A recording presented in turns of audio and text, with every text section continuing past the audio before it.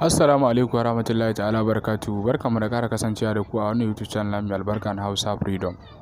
Idan wannan ne farkon zuwan ka wannan channel ta mu, kar ka manta ka mana subscribing kana ka danna mana alamar ƙararrawar sanarwa don sanar da ku da zarar mun ɗora sabon shirye-shiryen mu. Idan kuma ka yi subscribing, kar ka manta ka danna mana comment and like and share domin ƙara mana ƙarfin gwiwa.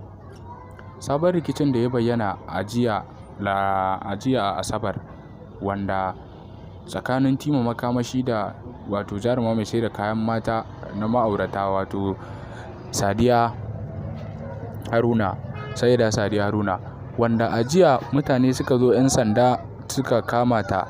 A farko wanda suka zo suka kama kaninta kan cewar ita ana so ita ma a kama ta, wanda abin da ya haddasa wannan suna shari'a ne tare da Tima Makamashi, wanda sun kasa jefar da ita a kotun har ta turo mutane wanda suka zo suka nuna kaninta kati na 'yan sanda, wato ID card na 'yan sanda, suka kama kaninta da wanda za ta aura wato saurayinta.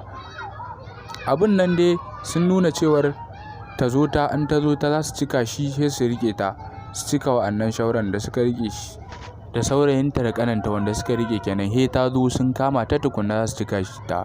A lokacin da ta zo suka kama wa'annan kanin nata, da ta zo ta suka cika shi suka kama ta, sai suke ce mata ba wani kama ta za su yi su dake ta ko wani abu ba, kawai sun bugo mata da magana ne akan sulhun maganar ta da ita da Tima Makamashi kan cewa ta yi haƙuri.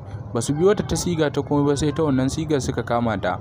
Jarumar ta fito tana magana da tone-tonen asiri da za ta yi kan wannan abin da suka mata, kuma ita ma an yi da ita, ta ce dai daga baya ita ta tuba, ba ruwanta, za ta fito ta faɗi gaskiya a bainar duniya. A yanzu dai da kuke gani, kowace tana da lauyoyi guda biyu wanda suke shari'a tare da su a kotu ta jihar Kano. A cikin bidiyo na biyu, ku biyo mu, za mu kawo muku wannan abun nan su yanda yake kasancewa kuma yake tafiya a koda yaushe yake gudana a cikin social media.